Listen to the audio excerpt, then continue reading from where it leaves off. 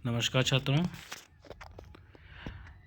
Minor के प्रश्नों को बनाते हुए बहुत सारे छात्रों के दिमाग में और उनके द्वारा मुझसे निवेदन किया गया कि सर मेजर के प्रश्नों को हल करा दिया जाए और कुछ अपने तरीके से बताया जाए कि कैसे प्रश्न बनते हैं और किस प्रकार से प्रश्नों को हल किया जाए, कैसे समझा जाए और कम से कम समय में ज़्यादा से ज़्यादा लिखा और पढ़ा जाए। तो एक प्रयास करता हूँ। तो ये फर्स्ट सेमेस्टर एग्जामिनेशन 2023-24 का पुराना पेपर है ये, और इसमें 75 नंबर जैसे आपको दिख रहा है ये आता है और 2 घंटे में आपको करना है। तो इसमें आप देखेंगे लिखा है एक खंड में मात्र एक प्रश्न जिसके कुल 10 भाग, ठीक है, जिसके कुल 10 भाग हैं जो आपके सामने हैं, ठीक है। तो 10 भाग करने हैं। 10 भागों में क्या करना है, 10 भाग हैं यानी कि 10 क्वेश्चन होंगे, प्रत्येक का उत्तर देना है, यानी सबका उत्तर देना है। सभी 3 अंक के हैं। तो ये जो 3 अंक की बात कर रहा है और 50 शब्द की बात कर रहा है, इतना ध्यान रखना। 50 शब्द का मतलब हो सकता है कि 5 लाइन मान के चलिए, इससे ज़्यादा तो ज़्यादा लिखने की ज़रूरत नहीं है।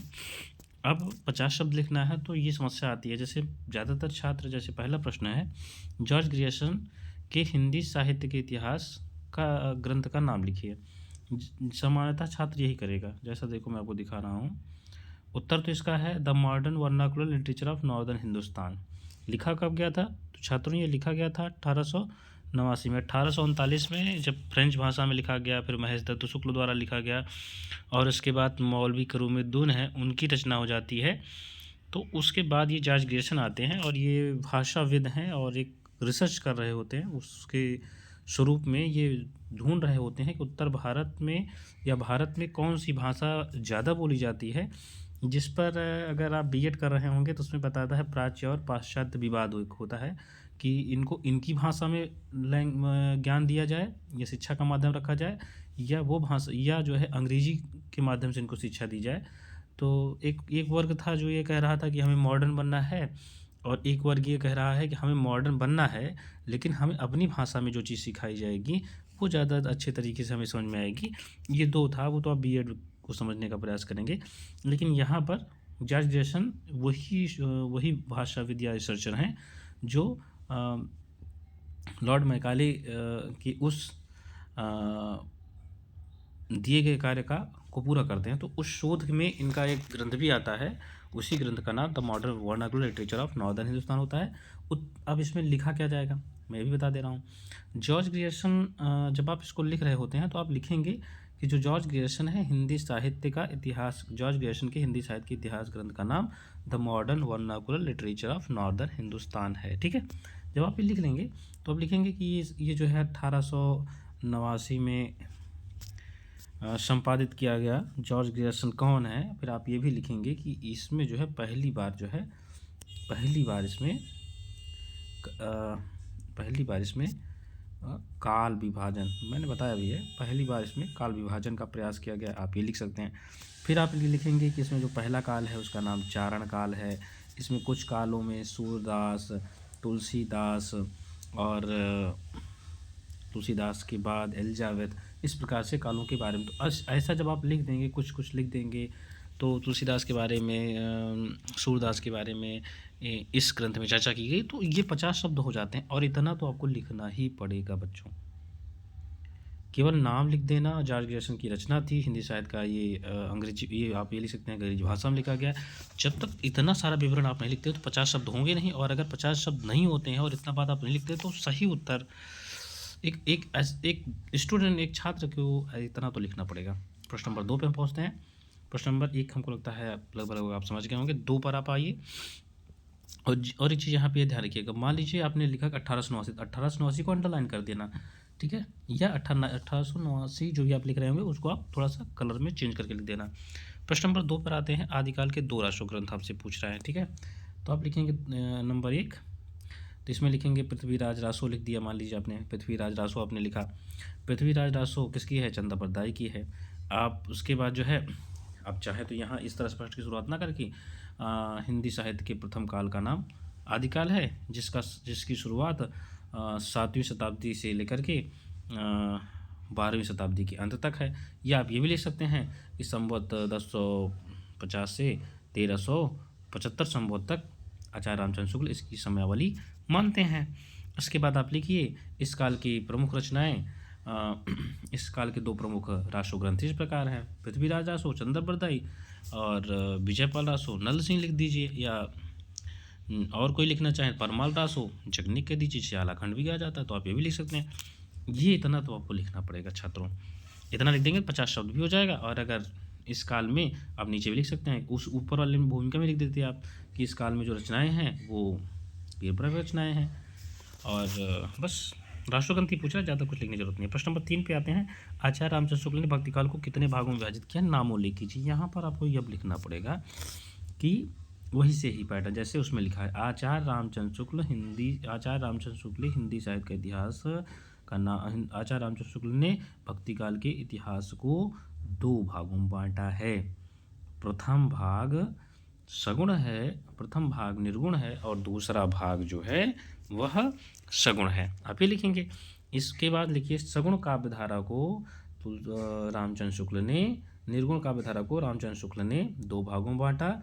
एक है संत और दूसरा है सूफी।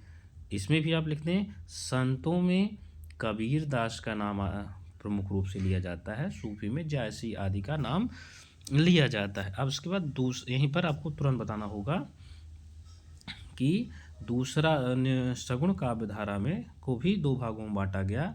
एक का नाम है राम काव्यधारा जिसके प्रतिनिधि कवि तुलसीदास हैं, और उसके बाद इसमें लिखेंगे आप सूरदा जो है कृष्ण काव्यधारा, तो उसमें लिखेंगे इसके प्रतिनिधि कवि, वहाँ भी प्रतिनिधि कवि भी लिख सकते हैं। जैसे संत में भी आप बता दें प्रतिनिधि कवि कबीरदास है, प्रतिनिधि कवि तुलसीदास हैं, ऐसे आप लिख सकते हैं। ये प्रश्न पूरा हो जाएगा, 50 शब्द में हो जाएगा, अच्छा भी लगेगा देखने में, और इतनी तैयारी आपकी होती है लगभग ऐसे बहुत सारे छात्रों की इतनी तैयारी होती है। आगे चलते हैं। हमको लगता है आप समझ रहे होंगे, और समझ रहे होंगे तो नोट्स ऐसे ही बना लीजिए, ठीक है। आप कमेंट्स करिएगा, अगर आपको लगता है कि कुछ अच्छा लगा आपको तो आप मुझे बताइएगा। ऐसे ही मैं कक्षाओं में भी लिखने की बात करता हूँ। देखो उत्तर आता है और उत्तर लिखने की कला, ठीक है, ये 2 अलग अलग बातें होती हैं। लेकिन ये उत्तर लिखने का तरीका मैं आपको बता रहा हूँ, अगर याद रहा तो अच्छी बात है, नहीं याद रहा तो बनाने का प्रयास करिए, बन जाएगा। आपसे ही बनता है, और कोई नया कोई बहुत विशेष नहीं बनाने आता है। प्रगतिवाद का समय कब से कब तक माना जाता है, किन्हीं 2 विशेषताओं का। तो प्रगतिवाद, तो भैया मैंने बताया प्रगतिवाद का समय जो देख लीजिए 1900 जो है 1900 प्रगतिवाद है तो 1936 से स्टार्ट होता है, और यहीं से 1936 से प्रगतिशील लेखक संघ की स्थापना होती है जिसके अध्यक्ष जो है प्रेमचंद हैं, और ये लखनऊ में प्रारंभ होती है। और इसी समय जो है आपको लिखना पड़ेगा, इसकी जो समय सीमा है वो 1936 से 43 तक मानी जाती है। और यहाँ पर आपको ये भी लिखना होगा इसकी जो 2 विशेषताएं हैं, यथार्थवादी चित्रण, ठीक है। इसके बाद एक और लिख लीजिए, यथार्थवादी चित्रण हो जाएगा, और लिख लीजिए व्यक्ति परक रचनाएं भी हो जाएगा, ठीक है। और इसके बाद जो है जन सामान्य का चित्रण भी आप लिख सकते हैं, और शोषणों के प्रति शोषितों के प्रति सहानुभूति, और शोषकों के प्रति विद्रोह, या पूंजीवाद का विद्रोह, या पूंजीवाद के प्रति रोष या क्रोध, ऐसे ही आप बहुत सारी जगह दिखा सकते हैं। ये हो जाएगा, इतना ही लिख लीजिए, बहुत है। आप इसमें कोटेशन लिखने की जरूरत नहीं है। आप सोच रहे हैं कोटेशन लिख दें, कुछ लिख दें, अगर कोई कविता याद हो तो लिख दो, नहीं तो छोड़ दो। इसके पश्चात आगे चलिए, तुलसीदास की 4 प्रामाणिक रचनाएं, बहुत आसान है बच्चों। तो एक तो लिखना होगा आपको, एक आपको लिखना पड़ेगा सबसे पहले अपनी बढ़िया रचना जो आपको याद है, रामचरितमानस। रामायण मत लिखना, इतना याद रखिएगा, रामचरितमानस हो जाएगा। दूसरा लिखिए कवितावली, और वली वाले में और लिख लीजिए दोहावली, और कृष्ण गीतावली भी लिख लीजिए, विनय पत्रिका लिख लीजिए, वरवय रामायण लिख लीजिए, जो भी आपको याद हो आप लिख लीजिए। और राम तुलसीदास के बारे में अगर विवरण लिखना चाहें, या इनकी सबसे इसमें अगर 50 शब्द पूरा करना है तो तुलसीदास की रामचरितमानस इस भाषा में है। रचना के आगे लिख दीजिए एक एक लाइन की, ये इनकी भाषा 7 कांडों में है, पहला कांड ये है, वो सभी से थोड़ा थोड़ा लिख दोगे तो 50 शब्द पूरे हो जाते हैं। आगे चलिए, आगे मैं आपको बताता हूँ। ठीक है छात्रों, आगे जो है मलिक मोहम्मद जायसी के 3 ग्रंथ के, मलिक मोहम्मद जायसी जो है सूफी काव्य धारा के एक श्रेष्ठतम कवि हैं, जिनकी 3 रचनाएं इस प्रकार हैं। ठीक है, 3 रचनाएं कौन कौन सी हैं? पद्मावत, अखरावत, आखिरी कलाम, कहरहा नामा, बहुत सारे इनके हैं, लेकिन 3 इनके पद्मावत, अखरावत, आखिरी कलाम के बारे में लिख दीजिए। और पद्मावत में ही रत्नसेन और पद्मावती नागमती की कहानी का सुंदर वर्णन हमें देखने को मिलता है। यह अवधी भाषा में या ठेठ अवधी भाषा में प्राप्त होता या लिखा गया है। बस हो गया 50 शब्द। और थोड़ा बढ़ाना चाहो तो विवरण बढ़ा दो, नहीं छोड़ दो। थोड़ा सा और आगे चलते हैं। भारतीय युगीन काव्य की 2 प्रमुख विशेषताओं का उल्लेख करना है। सीधा सा भारतीय युगीन की प्रमुख भारतीय युग का समय सीमा लिखिए, भारतीय युग के देखा 2 कवियों का नाम लिखिए और इस युग की प्रमुख विशेषताएं निम्नवत है। अगर आप चाहें तो सीधा सीधा विशेषताएं लिखते आप। विशेषताएं लिख दीजिए कि हिंदी भाषा का प्रयोग और राष्ट्र भावना, मतलब कि राष्ट्रीय भावना, राष्ट्रीय भावना और देशोद्धार या समस्या पूर्ति, जो भी आप लिखें उसका एक कोटेशन, जैसे कि हिंदी भाषा खड़ी बोली के लिए निज भाषा उन्नत, यह वाली लाइन भी लिख देंगे, बहुत गजब लगेगा। उत्तर भी इससे अच्छा आएगा, सामने वाले पर प्रभाव ज़्यादा अच्छा पड़ेगा। कामायनी मन, श्रद्धा और ईड़ा किसके प्रतीक हैं? कामायनी रचना छायावाद के प्रवर्तक जयशंकर प्रसाद की प्रसिद्ध रचना है। इसमें मनु जो, अब लिखिए आप यहाँ पर, मनु जो हैं वो मन के प्रतीक हैं, श्रद्धा जो हैं वो हृदय का प्रतीक हैं और ईड़ा जो हैं वो बुद्धि की प्रतीक हैं।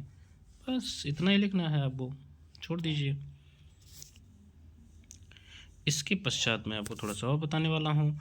धूमिल का जो नाम आपको लिखना होगा, धूमिल का नाम सुदामा पांडे है और इनकी धूमिल किस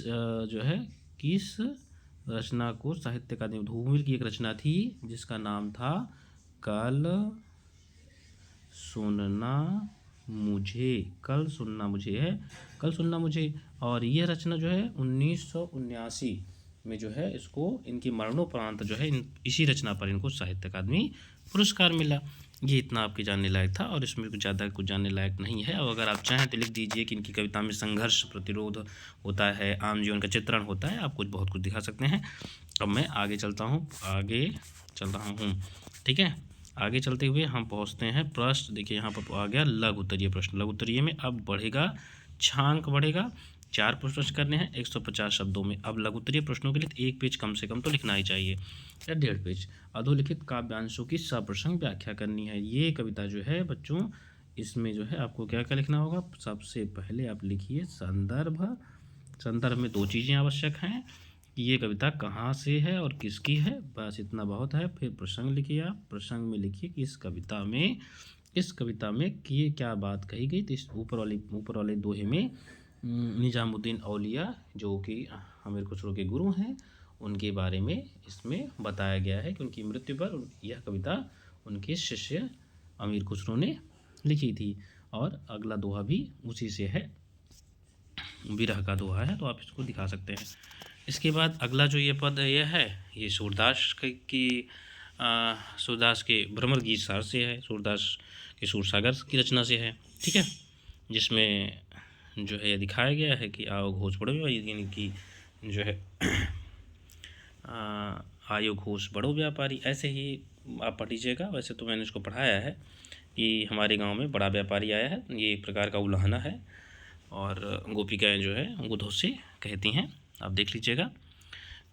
तो गोपिकाएँ में कहती हैं कि मुँह मांगे तुम्हें मिलेगा, कहाँ मिलेगा? शाहवई आन दिखाई, यानी कि वहाँ जाइए जहाँ पर शाहूकार रहते हैं, श्रेष्ठ लोग रहते हैं, धनाढ़ लोग रहते हैं, वहाँ मिलेगा। इसके बाद देख वसुधा का यवन भार, गोज उठता जब मधुमास, परिवर्तन का रचना से है, पंथ की रचना से है, आप ये देख लीजिएगा। अगर उस वहीं मौन निमंत्रण से है तो आप देख लीजिएगा। इसमें भी प्रसंग आपको ढंग से लिखना होगा। संदर्भ प्रसंग ध्यान से लिखिएगा। भूल गलती जो है ये मुक्तिबोध की रचना से है। मुक्तिबोध को भी आप थोड़ा सा पढ़ लीजिए। वैसे मुक्तिबोध इस बार महत्वपूर्ण नहीं रहेंगे, आप किसी और कवि को पढ़ सकते हैं। वैसे जयशंकर प्रसाद इस बार महत्वपूर्ण लग रहे हैं, तो आप उसमें देख लीजिएगा। और विद्यापति भक्त कवि हैं या श्रृंगारी कवि हैं, इस पर आपको अपनी विवेचना देनी है। आप भक्ति भी मान सकते हैं, श्रृंगारी कवि मान सकते हैं, यह आपकी समस्या है। आप जिस पर चयन करेंगे उसी संबंधित रचना आप उसमें देंगे।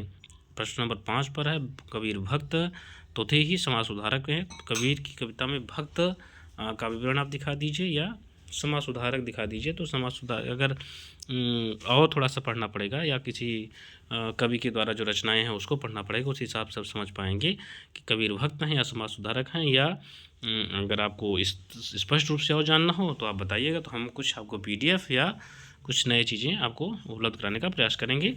वैसे आप अपने हिसाब से इनको दोनों मान सकते हैं।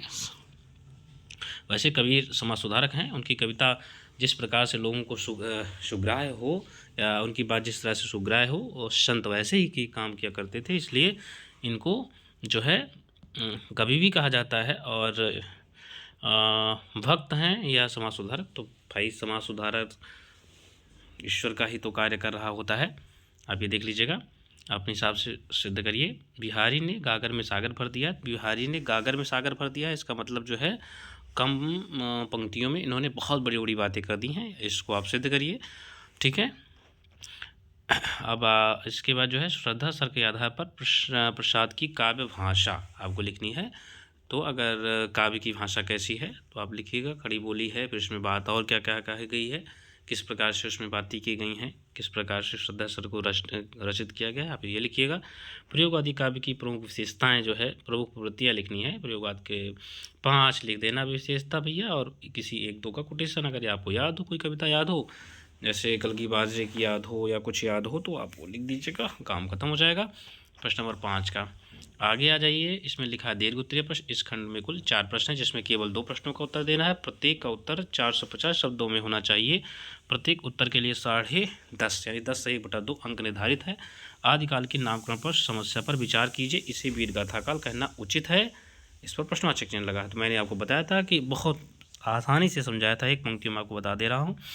पहले बढ़िया से विवरण लिखिए, उसके बाद बहुत सारे लोगों का विचार लिखिए, और आप लिखिए कि आदिकाल के जो अन्य नाम का विवरण आप लिख दीजिए कि आदिकाल का नाम भी जो अपन भी है, चारण काल भी है, शुद्ध सामंत काल भी है, इस अंधकार काल, आधार काल और प्रारंभिक काल, आरंभिक काल, आदिकाल, ये सब बहुत सारे नाम दिए गए। पर वीरगाथा काल जो कि आचार्य रामचंद्र शुक्ल ने दिया है, क्या वह सही है? तो आप कह सकते हैं बिल्कुल ये नाम गलत है। हाँ, ये इस हिसाब से सही था जब शोध नहीं हुए थे, पर जब अब शोध हो चुका है तो ये लगता है कि अब किसी एक रचना को देख करके या एक प्रकार की रचना को देखकर अन्य रचना का आदर ना होना स्वाभाविक सी बात हो जाएगी। यदि हम चाहते हैं कि हम अपनी हिंदी को व्यापक रूप से समझें, तो आदिकाल के नाम को वीरगाथा काल न कह करके आदिकाल कहें, जिसमें सिद्ध, नाथ, जैन, बौद्ध और रासो और लौकिक साहित्य है, जो कि वीरगाथा कहने से सारे दिखाई या नहीं समझ में आते हैं, जबकि आदिकाल कहने से ये सब के सब एक साथ समाहित हो जाते हैं और उनका सम्मान और हिंदी की व्यापकता को हम आसानी से समझ सकते हैं। आप इसको बढ़िया से अपने शब्दों में रखिएगा। और ये प्रकार का निबंधात्मक विचारात्मक प्रश्न है, तो विचारात्मक प्रश्न बहुत ज़्यादा कोटेशंस की बात नहीं आती है इसमें। अपने आंकड़े रखिए, आप आंकड़ों को बेहतर तरीके से संजोइए, उनकी व्याख्या करिए बहुत है तरीके से, अंत में अपना निष्कर्ष दे दीजिए, काम खत्म हो जाएगा। प्रश्न नंबर 10 पे आ जाइए। छायावाद से आप क्या समझते हैं? इसकी प्रमुख प्रवृत्तियाँ। छायावाद के बारे में लिखिए, इसके जन्म के बारे में लिखिए, इसके प्रवर्तक के बारे में लिखिए, इनकी प्रमुख रचनाओं के बारे में लिखिए, और अंत में लिखिए भैया इसकी प्रमुख प्रवृत्तियाँ क्या हैं। तो प्रवृत्तियाँ कम से कम 7 होनी चाहिए, और 7 में से 2 के बारे में कोटेशन आपका होना चाहिए। यही इसमें मैं बता सकता हूँ आपको। अगला है तुलसी का काव्य समन्वय की विराट चेष्टा है। सुधारण स्पष्ट कीजिए, सुधारण समीक्षा करनी है। तुलसी का जो काव्य है वो समन्वय की विराट चेष्टा है। तुलसी के काव्य में किस प्रकार का समन्वय है? जैसे शैव वैष्णव का समन्वय है, ऊंच और निम्न का समन्वय है, पूंजी और एक निम्न वर्ग का भी समन्वय है, भाषाओं का समन्वय है, एक तरफ एक ग्राम्य भाषा है, एक तरफ संस्कृत देव भाषा है, दोनों का समन्वय आपको दिखाई दे रहा है। संत का जो समन्वय है, निर्धन से समन्वय है, उच्च परिवार का एक निम्न परिवार से समन्वय है, तो बहुत सारा समन्वय आप देख पाएंगे। ये बहुत सारे समन्वय, जैसा भी आप विचार कर पाएँ इसको बढ़िया से लिखिए, उदाहरणों के साथ लिखिए। बिना उदाहरणों के साथ इसको लिख पाना और लिखना भी सही नहीं है, उदाहरण से याद हों। ठीक है। आगे है सुमित्रानंद पंत की प्रकृति प्रकृति का उदाहरण। ये वाला प्रश्न आपको, जैसे कि प्रथम रश्मिका, अनारश्मि कविता है, परिवर्तन कविता है। ठीक है। और जो प्रकृतिवादी इनकी कविताएं हैं, उन सारी कविताओं को आप ले लीजिए और उनको उदाहरण में भरते रहिए, और इसके बारे में इनकी प्रकृति कैसा किस कौन कहाँ पे किस कविताओं में आप दिखाई दे रहा है कि प्रकृति चित्रण किया है, आप इसको बढ़िया विधिवत लिखिए उदाहरणों के साथ। बहुत शानदार तरीके से ये प्रश्न लिखा जा सकता है। और यह मैं यहीं से आपसे विदा लेना चाहूँगा। हाँ, मुझे लगता है कि मैंने एक छोटा सा प्रयास किया है। अगर आप यहाँ तक पहुँचे होंगे तो आप लाइक करिएगा, लाइक ज़रूर करिएगा, और उसके बाद जो है लाइक करने के बाद सब्सक्राइब कर दीजिएगा। और आगे एक चीज़ मैं आपको बताऊँगा, आप जो है अपनी कमेंट करिए कि आपको क्या लगा, कैसा लगा और क्या आपको और चाहिए। ठीक है। नमस्कार छात्रों, फिर मिलते हैं किसी नए वीडियो पे।